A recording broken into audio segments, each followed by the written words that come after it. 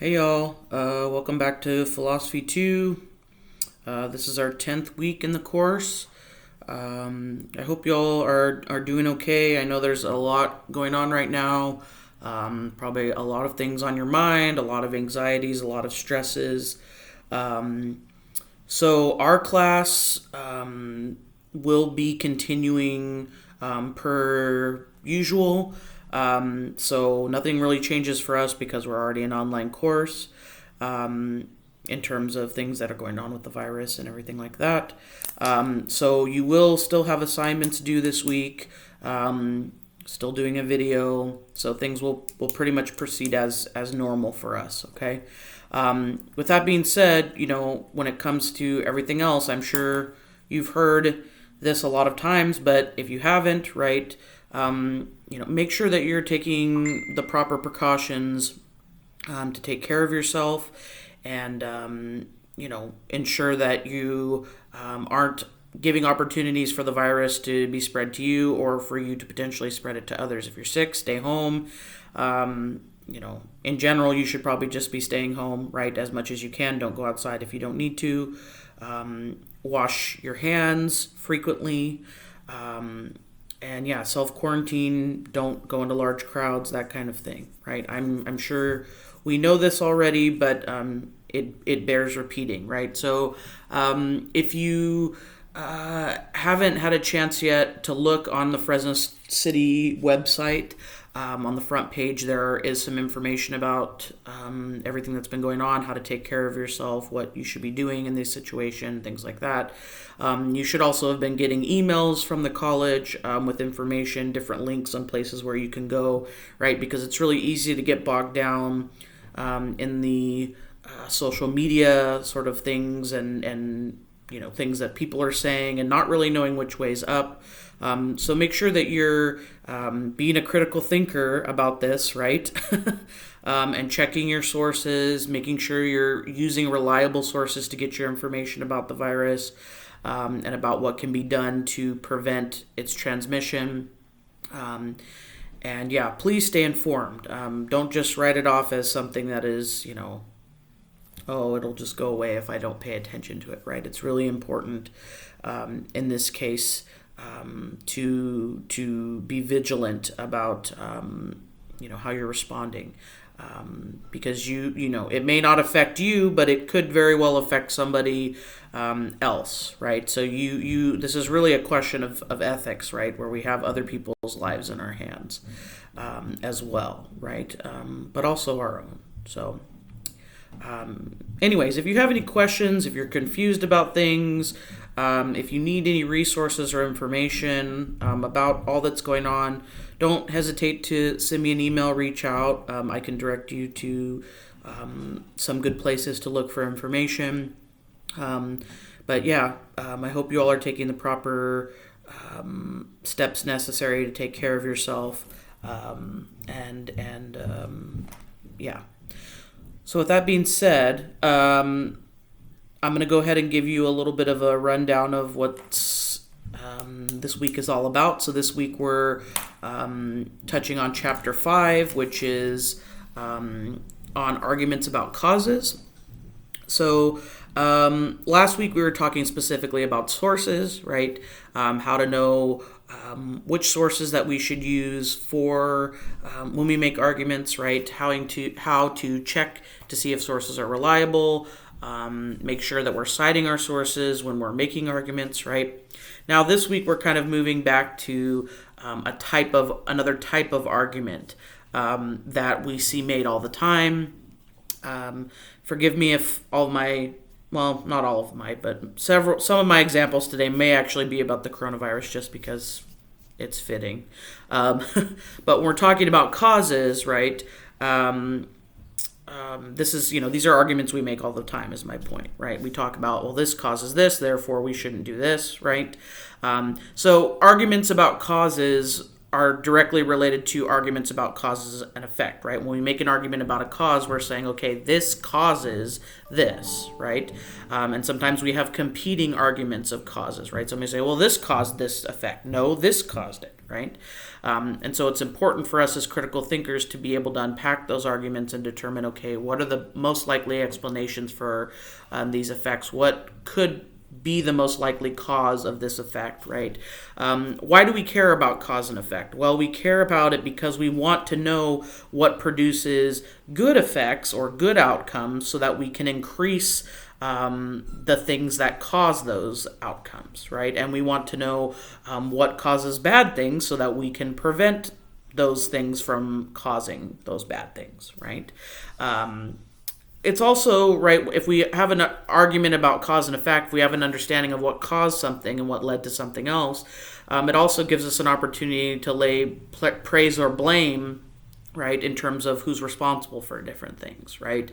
Who should be, praised for something ending up in a positive light, or who should be blamed or held accountable for something that caused something negative, right? And arguments about causes are something that are very useful, something that are very commonplace everywhere, right? Not just in the classroom setting.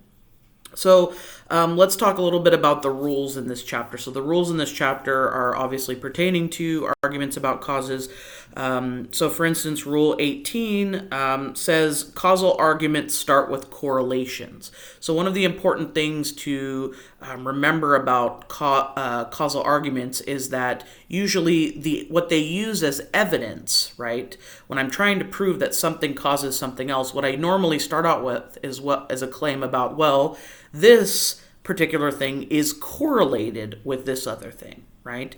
And then further, therefore, it causes it. This first thing causes the second thing, right? So a correlation is just a regular association between two events or two kinds of events, right? So if I say there's a correlation between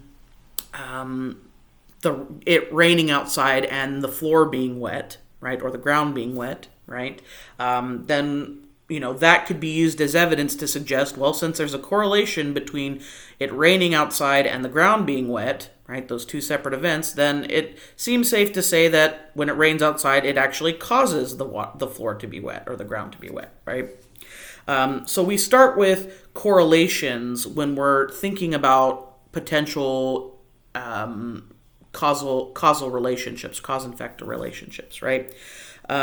So if one thing is regularly associated with something else, right, we can often use that as evidence to suggest that first thing causes the second thing, right, or the second thing causes the first thing, depending, right? So for instance, if I were to say, okay, well, there seems to be a correlation between people who meditate, they tend to be calmer people, right? We see people who are calmer tend to be people who meditate, right? There's a correlation between those two things. Well, then it might be safe to suggest that meditation is something that calms you down, right? So meditation causes people to be calm, right? And that's why there's that correlation, right? Now, we have to be careful, right? Just because there's a correlation between two things doesn't mean that either of those things causes the other, right? There are also things called trends, right?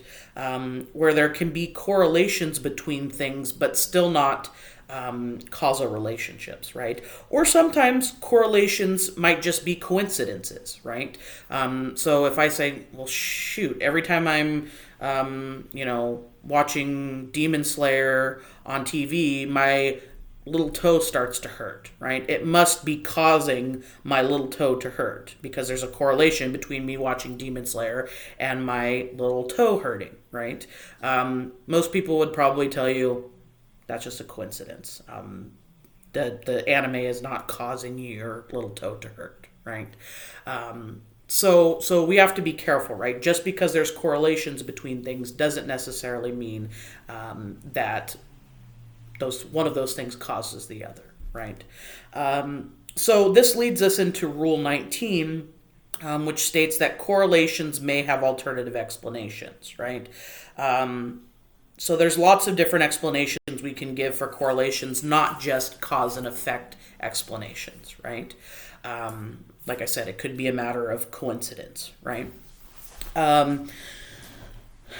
Another thing to take into consideration is when we're talking about correlations is we don't always know the direction of the causal relationship between two correlations. So, for instance, if I said, well, there seems to be a correlation between people who have, positive can-do attitudes and people who are wealthy or who have money. Therefore, I'm going to assume that people who have can-do or having a can-do attitude and a positive attitude causes you to be wealthy, right? Well, that might be the case. Or it might be the case that those two things are correlated because being wealthy leads you to have a positive outlook on life because you have never had to struggle, right? Right. Not all wealthy people have not struggled, right? But the point being, right, your attitude could actually be caused by being wealthy rather than being wealthy be the cause of the attitude or the result of the attitude, right? So just because two things are correlated doesn't mean that we know right away what the direction of the causal relationship is, right? Furthermore, right, sometimes two things might be correlated and neither one causes the other, but some third thing could be causing both of those two things, right? So, for instance, if we said, okay, well, people who sit in the front of the classroom tend to get good grades. So that must mean sitting in front of the classroom leads to good grades. Well, or causes people to get good grades. Maybe, right? But if you think about it, there are some people who can sit in the front of the class that, or a lot of times you could sit in front of the class and still not get good grades, right? Well, could it be the case that getting good grades leads you to sit in front of the class? Maybe, right? But it could also be, right, that students who are serious about their education are already serious about their education, and so they both sit in front of the class, and this causes them to sit in front of the class and to get good grades, right? So maybe sitting in front of the class and getting good grades are correlated but don't actually cause each other, but being a good student or somebody who cares about your education causes both of those other two things, right? So just because two things are correlated doesn't necessarily mean there's a causal relationship between those two things. It could mean that there's an outside third cause that's causing both of those two things that are correlated, right?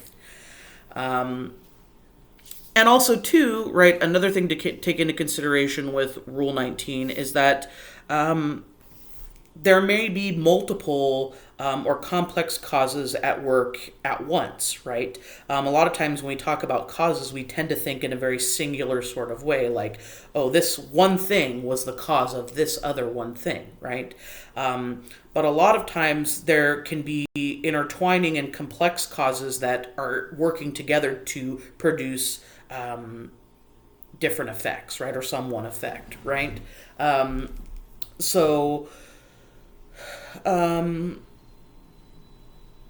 Man, it's really pouring out there. I can hear it. So for instance, if we said that, okay, we're talking about, we see a correlation between there being violence on television and violence in society, right? Well, on one hand, we could say, well, because there's violence in society, that's why we have seen so much violence on TV. The violence in society causes the violence in TV. On the other hand, you might say, well, no, actually the violence on TV is what's causing the violence in society to get worse, right? But it could be the case that those things have a certain back and forth sort of feedback loop relationship with each other, and there could be other things at work that are leading to there to be more violence on TV and more violence in society as well. Like, I don't know, we don't have as much, pastimes to keep us busy, so we just focus on hurting each other. I don't know, right? There could be some other causes at work. It's not just a one-for-one relationship between television and society, right? So it's important to remember that there can be complex causal relationships between different events, right? It's not always just a one-for-one sort of thing. So when you, the first set of exercises that you're going to do in the textbook are on page 110, it's 5.1. And what it's going to ask you to do is brainstorm explanations for correlations. So in the problems, they're going to give you different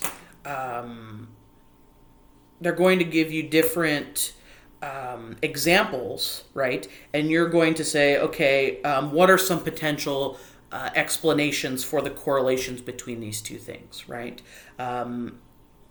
Why might these things be correlated, right? Is it because one thing causes another, or is it because maybe some other third thing causes this, right? So you're thinking about explanations for correlations. So that's what you're doing for 5.1. Give me 1 second. I have a friend who's bringing me some groceries because she was out and about, and I don't want to have to go out if I don't have to.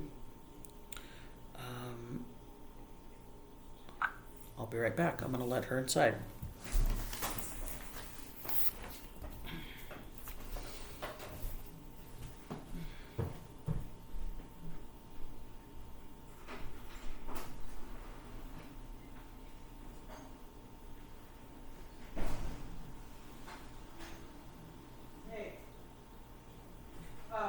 I'm in the middle of my video for my online class, so just give me like a couple minutes, and then I'll finish that, and then, yeah.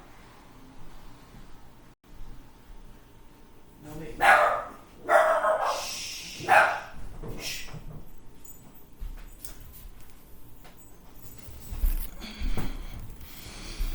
Okay, sorry about that. So, let's see. So yeah, that's what you're doing for 5.1.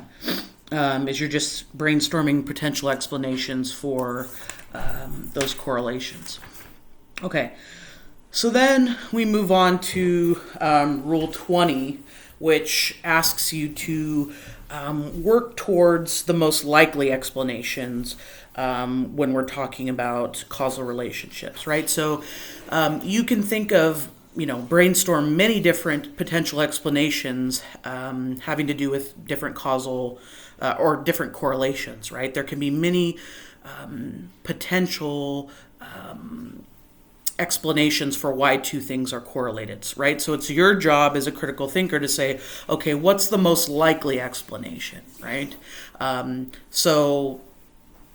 If I were to say, there seems to be a correlation between the leaves falling and birds flying south for the winter.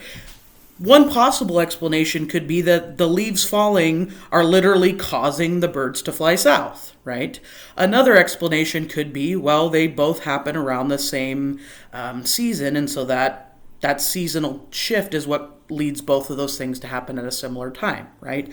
Obviously, one of those explanations is more likely than the other, right? It doesn't seem very likely that the leaves themselves falling are causing the birds to fly away, right? The birds are like, oh shit, the leaves are falling, I better get out of here, right? That's probably not a likely explanation, right?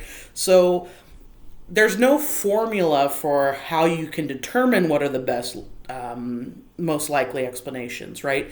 But it's sort of your job to kind of think about all the potential explanations for a correlation and then fill in those connections to see which one makes the most sense, right? And like I said, there's no foolproof way to do this, but this is part of what building up your critical thinking skills is all about, is kind of weighing those options, right?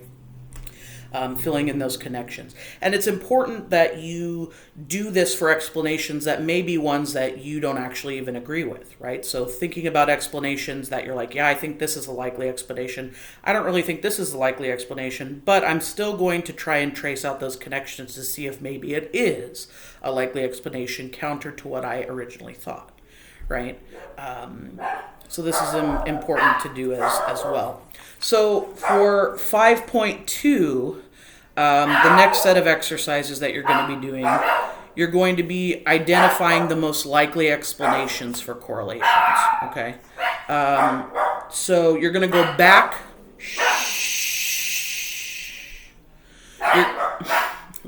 You're going to go back to those same problems that you did for 5.1, and you're going to identify the most likely explanation for those correlations, right? So you already have picked picked out what some potential explanations are. Now for 5.2, you're going to say, okay, this is what I think is the most likely explanation. Okay, so that's what you're doing for 5.2. And then lastly, we have Rule 21, which is just to expect complexity when we're talking about correlations and causal arguments, right? So there's a couple main points to take into consideration about this. One of the things to keep in mind when you're making sure to have an eye towards the complexity of causal relationships is make sure you're considering the relative weights of different causes, right?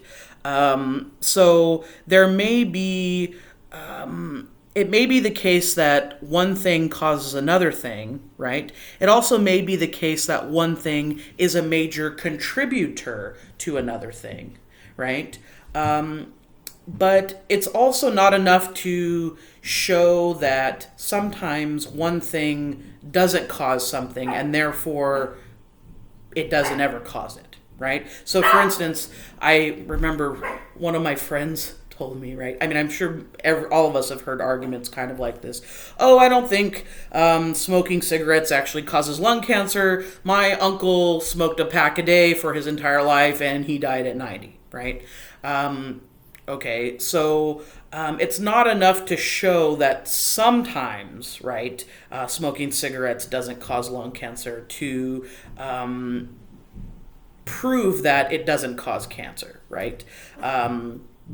So you have to consider the relative weights of the correlations, right? How many more times do people smoke cigarettes and die of lung cancer than people do and don't, right?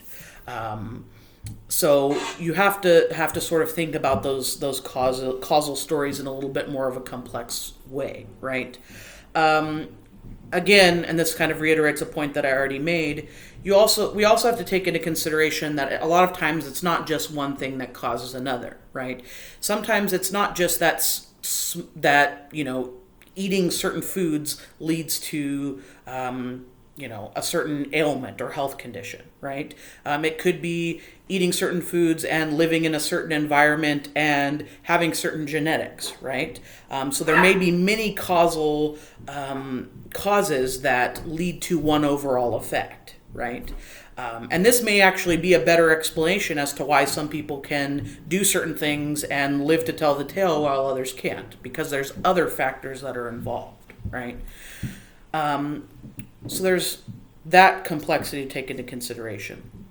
Also, and this is something I mentioned a little bit already before, right, is sometimes we don't just have a one-for-one causal relationship where one thing is causing one other thing, right? It can also be the case that we have things like causal loops, right? So we might say, oh, well, reading books leads to or causes you to be more open-minded, right? But being open-minded also causes you to read more, right? And then by reading more, after you've already been open-minded, you actually become more open-minded, and then you read more, right?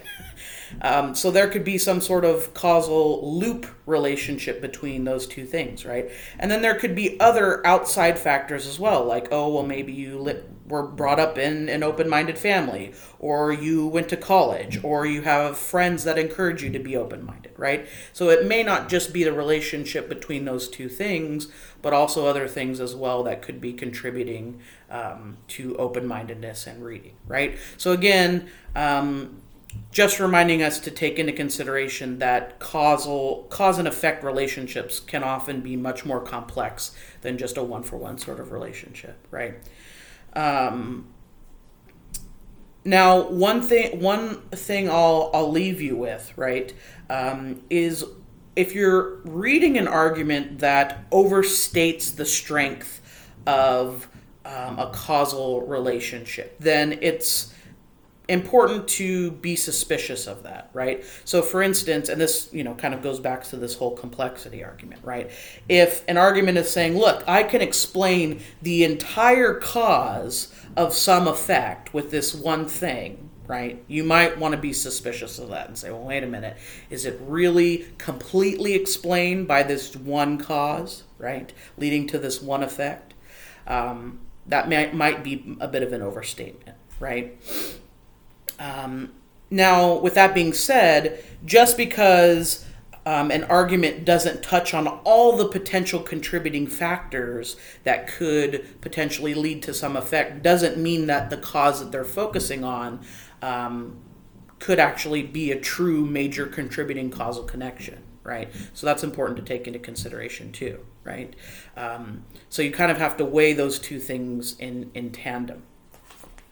So that's the last rule for the chapters, the expecting and the complexity. So what you're going to do in the last chapter exercises at the end of the chapter, which is pretty much the same as what you've been doing every week, right? You're just looking at the problems and you're evaluating how well each of those arguments uses the rules given in the chapter. Okay, so they're going to be arguments where you're looking at how well do these arguments expect complexity? How well do they use the most likely explanations, right? How well do they think of alternative explanations and take into consideration alternative explanations, right? How well do they use correlations as a potential evidence for a causal relationship, right? So those are all things you're going to take into consideration in doing those problems at the end. Okay, so I think that's pretty much it for this week. That video is a little bit longer than normal, but that's okay. So again, so you have your 5.1 that's due on Wednesday, right? And then your 5.3 that's due on Saturday, okay? So make sure you turn both of those in. I'm going to post a discussion board in case there's any questions. I saw nobody participated in the discussion board last week, so you must all have it down like that. But yeah, I'll post another discussion board so that you can ask any questions about the chapter that you might have. And that'll be pretty much it, okay? So again, don't hesitate to email me. If you have questions about the assignments, if you have questions or you need resources regarding the virus, what to do in this situation, right? And yeah, make sure you're taking care of yourselves, eating good and drinking water and all that kind of stuff if you can get it, because the stores are pretty, what's the word I'm looking for? Ransacked, right? I went yesterday to Walmart and like all the lunch meat was gone, all the water was gone, all the eggs were gone. I was like, huh. But anyways, so yeah. All right, so have a good rest of the week. Stay well and keep communicating with me if you have any questions or concerns. Bye.